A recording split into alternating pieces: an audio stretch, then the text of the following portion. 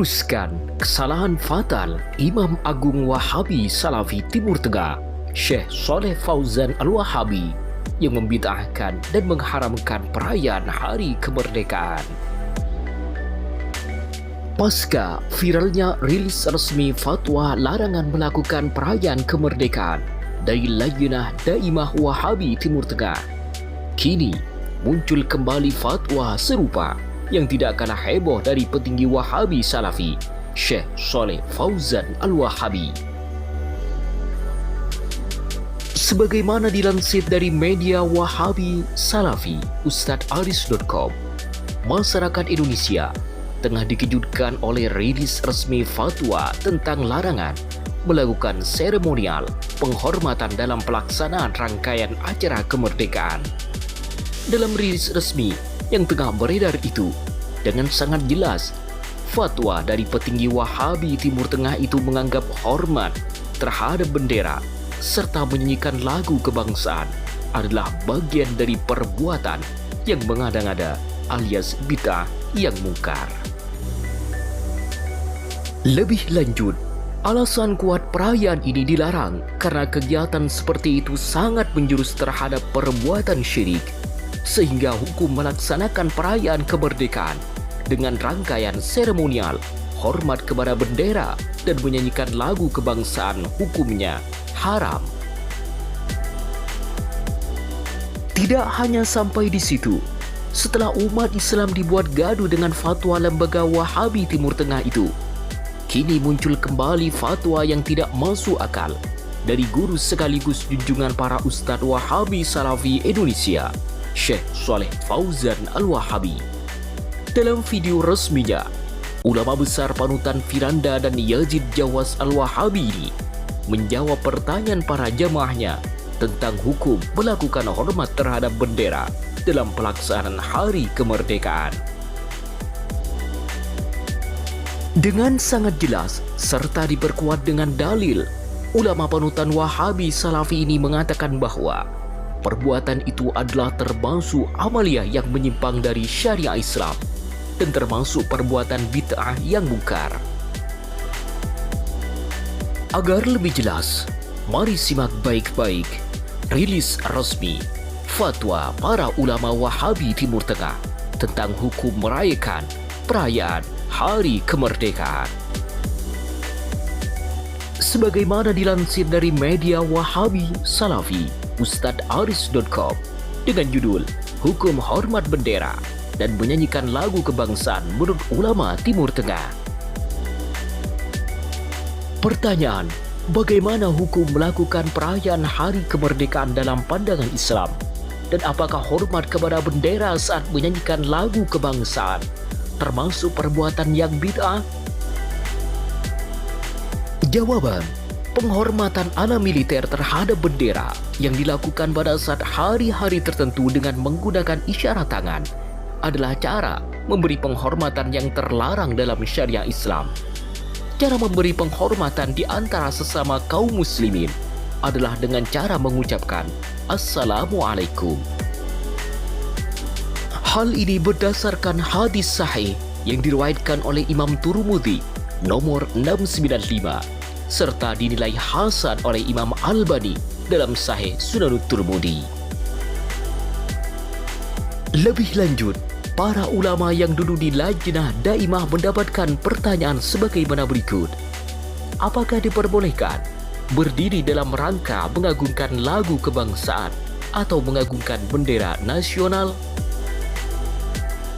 Jawaban para ulama yang duduk di Lajnah Daimah, tidak diperbolehkan bagi seorang muslim untuk berdiri dalam rangka mengagungkan bendera nasional ataupun lagu kebangsaan karena beberapa alasan. Pertama, karena hal itu adalah bagian dari bid'ah yang mungkar. Dua, karena termasuk perbuatan yang menjurus kepada kesyirikan. Tiga, termasuk perbuatan yang meniru terhadap umat-umat non-muslim.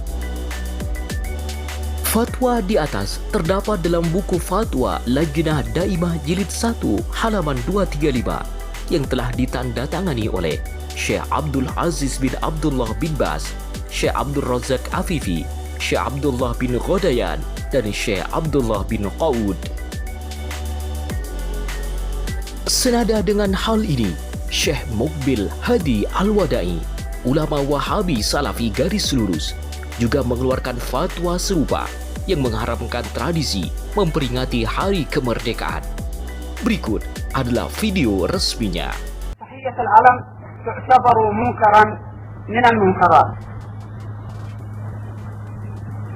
ويجب على المسؤولين أن يغيروها، ويجب على أهل العلم أن ينكروها، فإنها تحية، والتحية لله سبحانه وتعالى، ثم أيضا للمسلمين.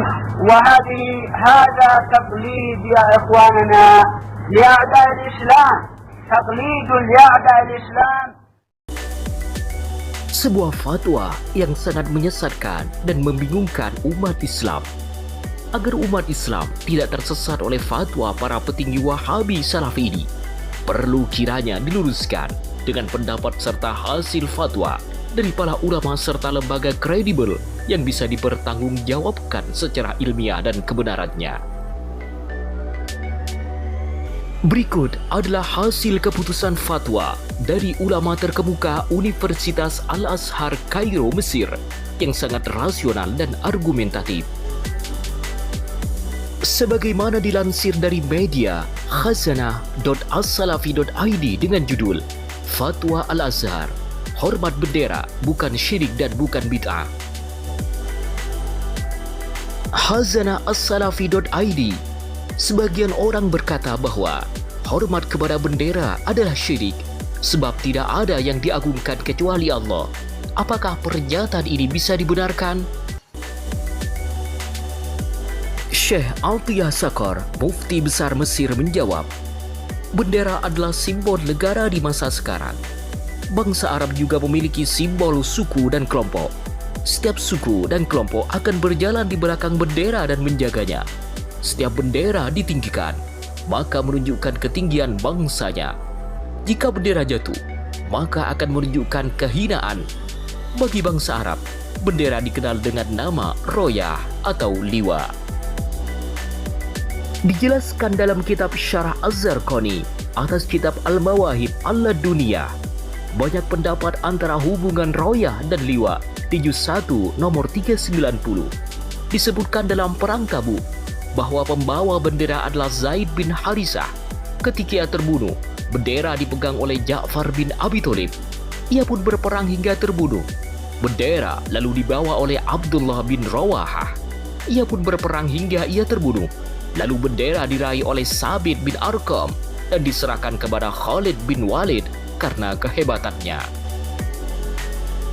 Sebagaimana disebutkan ketika tangan Ja'far yang memegang bendera terpotong, lalu ia pegang dengan tangan kiri, dan ketika tangan kirinya terpotong, maka Ja'far merangkul bendera dengan kedua pundaknya.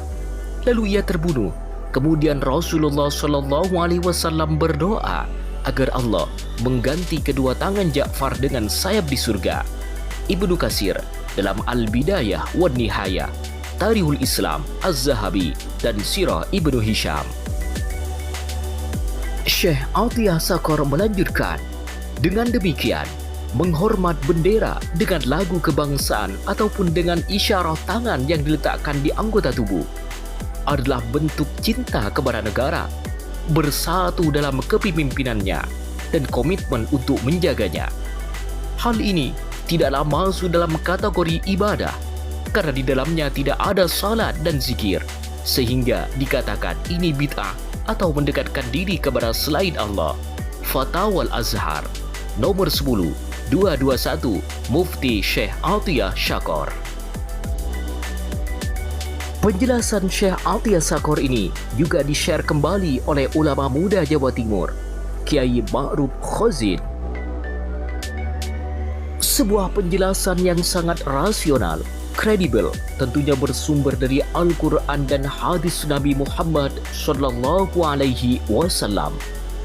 Namun, yang menjadi pertanyaan besar adalah, semua dai Wahabi Salafi Indonesia, tidak ada satupun dari kalangan mereka mengeluarkan fatwa sesuai arahan dari para petinggi mereka. Padahal lembaga tertinggi Fatwa Timur Tengah Lajnah Daimah serta diperkuat dengan pendapat Syekh Saleh Fauzan serta Syekh Mukbil Al-Hadi Al-Wadai menyatakan bahwa perayaan kemerdekaan tidak mempunyai landasan syariah alias bid'ah dhalalah yang wajib ditinggalkan. Ada apa dengan para dai Wahabi Salafi Indonesia? Semoga tayangan ini bermanfaat kepada seluruh umat Islam Indonesia.